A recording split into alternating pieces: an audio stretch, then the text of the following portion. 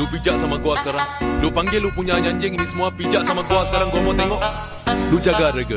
Lu masuk tempat Tony ya. Gua bom lu tak.